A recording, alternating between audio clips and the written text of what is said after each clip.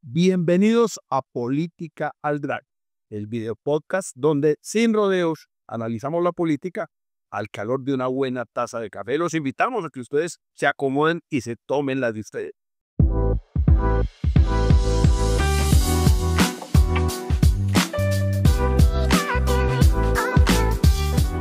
Estamos tomando bien. Hoy estamos tomando café Pajarito de Jardín Antioquia, de una finca que se llama Jardín Natural, que además también tiene recorridos, la pueden buscar en redes sociales o en internet. Un café además muy rico de finca, café alto. Y de un socio de la cooperativa. Sí, producida por la Cooperativa de Caficultores de Andes, de la que ya contamos historia en otro podcast, y eventualmente yo creo que podremos hablar de esa historia de la cooperativa en otro podcast. ¿Sí? Pero hoy vamos a hablar de la Ley 2250, que fue algo que prometimos cuando hablamos de la mina en Jericó, y que es una ley de la que usted fue coautor, proponente, ponente en la Cámara de Representantes, y que aunque no es una ley que sea pues la enorme solución para la informalidad minera en Colombia, porque no por culpa suya, creo que por culpa del Congreso, que esa época estaba controlado por Duque, digamos que es una ley que avanza en algunos aspectos de formalización minera. Hay que empezar diciendo que hoy en Colombia la mayoría de los mineros, pequeños, medianos, ancestrales, tradicionales, no cuentan con título minero, no tienen licencia minera, no tienen licencia ambiental, no tienen ningún documento que acredite o que certifique su actividad. Y ahí está el lío, Alejandro. Es que la norma que rige para la minería en Colombia es la ley 685 de 2001, que se conoce como el Código Minero. Ese código, hay que contar, fue elaborado con la asesoría del gobierno de Canadá, que es donde operan las grandes multinacionales mineras. Y ese código, repito, de 2001, no establece ninguna diferencia entre minería pequeña, mediana y grande. Es decir, al pequeño se le trata exactamente igual que a la gran minera multinacional. Un absurdo bastante... Sí, a veces es una cosa de esta naturaleza para que las personas que nos escuchan en Spotify o que nos ven en YouTube, de una vez aproveche y hago el gancho ahí, denle like, compartan, comenten, suscríbanse al canal de YouTube, suscríbanse al canal de Spotify, que con esto nos ayudan para que podamos seguir haciendo estos podcasts. Esta ley lo que pone es en un nivel igual a los grandes mineros y a los pequeños mineros. O sea, que al que tiene una mini drag hecha con un motor de moto, a ese tiene exactamente que cumplir con los mismos requisitos que al Anglo Ashanti, que tiene fiscalía y todo a bordo para poder hacer la minería. Bueno, y no solo es así, sí, es que para obtener un título minero no basta con presentar la cédula y mandar un memorial diciendo que quiero ser minero, no. Hay que cumplir tres requisitos básicos. Primero, tener capacidad financiera. Entonces, a usted le exigen, por ejemplo, a esos que tienen una motobomba a la orilla del río Medellín, les exigen que tengan mínimo 200 millones de pesos de capacidad financiera. Si tuvieran 200 millones, no se metían al río Medellín. Que nada en un río de mierda. Ahora de eso les exigen que tengan una cosa que se llama el plan de trabajos y obras, que es todo un estudio geológico para determinar la cantidad del valor del yacimiento, la cantidad de tierra que tiene que mover, en fin, un plan de trabajos y obras que cuesta mucho desarrollarlo. Y un estudio de impacto ambiental para poder acceder a la licencia ambiental. Y eso se le exige igual, como tú dices, al de la motobomba que al de la enorme draga de la multinacional. Claro, y decir sobre este estudio de impacto ambiental, que es uno de los que a mí me parece de los requisitos que más alejan a la gente de la formalización. Un estudio de impacto ambiental puede valer 80 millones de pesos, bajita la mano, no muy barato. Y pues no es lo mismo con una multinacional gigantesca que tiene sus propios geólogos, ingenieros ambientales, trabajadores sociales, hacer un estudio de impacto ambiental que para un pequeño minero, un minero ancestral que lleva toda la vida trabajando en esa actividad. Pero mire, Alejo, como si fuera poco de estos requisitos que son imposibles de cumplir para un pequeño o mediano minero, es necesario que donde usted quiera hacer la actividad minera esté denominada como área libre, o sea, que nadie ni tenga un título en ese territorio, ni esté solicitando un título en ese territorio. Y como usted sabe, en Colombia, en los gobiernos de Uribe y de Santos, se concedió prácticamente todo el territorio nacional, cero de multinacionales. Se entregaron 2 millones de hectáreas en concesión minera a las multinacionales y a los grandes mineros en estos 16 años. O sea, prácticamente todos los días se están repartiendo hectáreas de tierra y muchas ocasiones como minas de engorde, pues o como licencias o títulos de engorde que no permiten, pues que nunca han ejercido la actividad allá y que han desconocido la minería de hecho que ya desarrollaron en esas zonas. Es decir, no hablamos de minería de hecho, hablamos es justamente de esta minería ancestral, tradicional de la gente que durante generaciones y generaciones ha explotado un pedacito de tierra que no le pertenece, que no le pertenece la mina y que los mineros que hoy tienen el título nunca lo reportaron como minería, quiere decir. Mire, este alejo uno de los absurdos del Código Alnilar. Cuando una multinacional o un gran minero solicitaba un título, tenía la obligación, según el mismo código, de reportar si en el perímetro donde iba a solicitar el título había minería de hecho. Si en el proceso de otorgamiento del título no reportaba la minería de hecho y el gobierno se daba cuenta que había minería de hecho que la estaban ocultando, le podían negar el título. Pero una vez obtenido el título y descubierto que habían ocultado la existencia de minería de hecho, subsanaban el asunto con una multa. Y ahí se ha desarrollado un enorme conflicto, porque muchos de los títulos se entregaron en territorios donde había minería. Claro, Ahora que volvemos al dato de los 2 millones de hectáreas, en 2 millones de hectáreas de la cantidad de conflictos mineros que hay en este país son impresionantes. Y digamos que de alguna manera esta titulación en cabeza de personas que ni siquiera en muchos casos conocían el territorio, que no tenían ni idea de quién había allá y a quienes les otorgaron ese título minero, sin reportar la minería que de hecho existía en esa zona, eh, digamos que generaron un grave conflicto y que ha llevado a que, y eso lo vamos a hablar en un momento, como a desarrollar un poco más, a que toda esa pequeña minería, mediana minería, minería ancestral, minería tradicional, se la clasifique toda dentro de un gran conjunto que a mi juicio es pues muy grave, que es lo que llaman la minería criminal. bueno, este problema, dijéramos, empezó a agravarse en 2001 con la expedición de esta ley, pero los conflictos obligaron a que el Congreso se ocupara. Para que se intentaba arreglar el problema. Sí, obligaron a que se tratara de buscarle una salida a esa enorme cantidad de mineros ancestrales y tradicionales que existían desde siempre, pero que fueron borrados por la ley 685.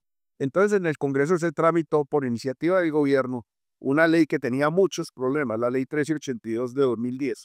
Esa ley fue aprobada por el Congreso. Claro, pero con el Pero ahí en la pelea de los mineros lograron meter unos artículos que abrían la puerta para algún tipo de formalización y legalización, demostrando la ancestralidad y la tradicionalidad. Había unos mecanismos, unas pequeñas ventanas para formalizarse y para legalizarse. sí, Sin embargo, esa ley desafortunadamente se cayó en el control constitucional porque no había tenido consulta previa con comunidades indígenas y comunitarias. y el Congreso nunca logró, nunca se puso en la tarea de resolver el problema, porque era un problema, digamos, de formalidades. El Congreso pudo haber vuelto a iniciar el proceso, hacer la consulta previa, adelantar todos los trámites que exigía la Corte Constitucional y resolverlos, pero se hicieron los de la vista gorda.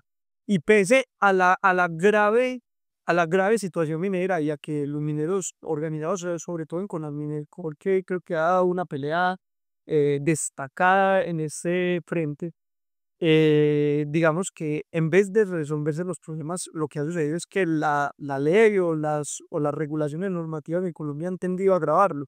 El decreto 2235 del 2013 de Santos es gravísimo porque impone, pues o les pone a la policía del ejército la facultad de quemar la maquinaria de estos pequeños mineros, que en la mayoría de los casos, como decíamos hace un rato, se trata de una motobomba hechiza o de 2 baldes y un motor pegado arriba O de una retro, o de una retro también, sí, excavadora. sí, claro, y que hoy estas máquinas son quemadas sin que haya ningún procedimiento, digamos, ninguna orden judicial y que sigue pasando todavía en Y usted que es abogado sabe que esto viola todos los preceptos constitucionales de derecho de defensa a la defensa, derecho a la defensa, al debido proceso y a la presunción de inocencia. O sea, de una vez se tiran por la borda 3 preceptos constitucionales. Le queman la máquina sin proceso previo, sin presunción de inocencia y sin derecho a la defensa. Eso digo. Oiga, primero porque los meten en el costal de criminales, pero el segundo es que cuando usted lo meten en ese costal, yo creo que es que el efecto es peor todavía. Y es que lo que ha sucedido es que los mineros tienen que hacer la actividad minera a las carreras. porque como los está persiguiendo la policía o el ejército, entonces ellos van, meten la draga, sacan el mineral de cualquier manera, lo que puedan sacar, y si sienten que viene la policía, se quieren que vola, y eso pues no permite que haya ninguna práctica responsable en la minería. Ha hecho que ambientalmente incluso sea peor. Bueno, y súmele a eso que las campañas de estigmatización contra la minería informal y sin título, la minería de hecho, la minería ancestral o tradicional, se han hecho como a dúo, como a coro entre las multinacionales y en los gobiernos, los distintos gobiernos. Y hablo de los distintos gobiernos, es de todo, desde Uribe, Santos, Duque y por el actual gobierno de Petro. Esto ha sido una campaña que ha calado en la población. Hay una idea generalizada en la población de que toda la minería es mala y que eso hay que acabar con eso, lo está acabando con el medio ambiente. Y en el caso de este gobierno, los gobiernos anteriores arrodillados en las multinacionales y este enemigo de todo tipo de minería. Hay que oír las declaraciones del actual ministro de Defensa, parece ministro de Defensa del gobierno de Duque, del gobierno de Uribe, del gobierno de Santos, en esta estigmatización de la pequeña y mediana minería. Sí, y aunque la ley 2250, digamos que generó algunas condiciones para avanzar en esta materia, Jorge, es, es indudable que hoy se lo sigue poniendo a los mineros del lado de los criminales, cuando en realidad los mineros pequeños lo que son es víctimas de la guerra, lo que son es víctimas del conflicto armado colombiano, de la extorsión, de que los vacunen, de que no les permitan ejercer su actividad en todo momento y en todo lugar, sino que tengan que estar eh, sometidos a la persecución no solo de las autoridades, sino también de los grupos irregulares. Así es, Alejandro. La ley 2250 tomó varias decisiones, o sea, dio varias órdenes al gobierno. Disposiciones muy importantes. Primero, ojo, esto es bien importante, un protocolo que con Alminecol en un paro de 2013 que hizo contra el decreto 2235 que permitía la quema de la maquinaria, lograron que se pusiera una talanquera de esa quema de maquinaria. Y el Ministerio de Defensa expidió un protocolo que decía que para destruir la maquinaria, primero había que comprobar que el dueño de esa maquinaria y que estaba haciendo esa labor minera estaba vinculado a un proceso de lavado de activos, de narcotráfico, de terrorismo, de secuestro, de extorsión, para poderle quemar la máquina. Eso se estableció en un protocolo del Ministerio de Defensa. Ese protocolo lo incluimos en la ley 2250. Y sin embargo, el gobierno nacional, el actual, que era el que debió reglamentar, porque la ley 2250 se suscribió en julio de 2022, o sea, le tocaba a este gobierno reglamentarlo, no ha reglamentado. No se ha reglamentado. Y no ha reglamentado tampoco dos cosas importantes. El Fondo de Fomento Minero, que es un fondo para que los pequeños y medianos mineros puedan tener créditos blandos y apoyo para la legalización y la formalización. La ruta para la formalización y la legalización, la diferenciación de los diferenciales, iba a decir, de los diferenciales que no los han legalizado, no los han reglamentado. No es lo mismo, como tú dijiste al principio, el que tiene una motobomba que el que tiene una retroexcavadora o el que tiene una enorme draga, no es lo mismo. Pues una multinacional, pues el que tiene todo el capital financiero detrás. Y pues bueno, no reglamentar esta ley que, como hemos dicho desde el principio, no es la panacea, no resuelve todos los problemas mineros del país, no resuelve los problemas ambientales que tiene la minería, que sin dudas toda la actividad humana en estas materias tiene impactos ambientales. Esa ley sí permite organizar algunas cosas, pero digamos que hay una desatención del gobierno de no reglamentarla y que hoy terminamos en una situación. Veníamos de un montón de gobiernos, yo creo que con esto un poco ya vamos concluyendo.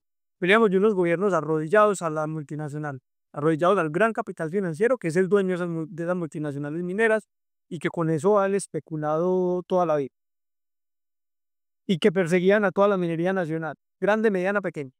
Y pasamos a este gobierno que les prometió a los medianos, pequeños mineros ancestrales, tradicionales, pues, regularizarlos, legalizarlos, protegerlos, pero que tampoco les ha cumplido.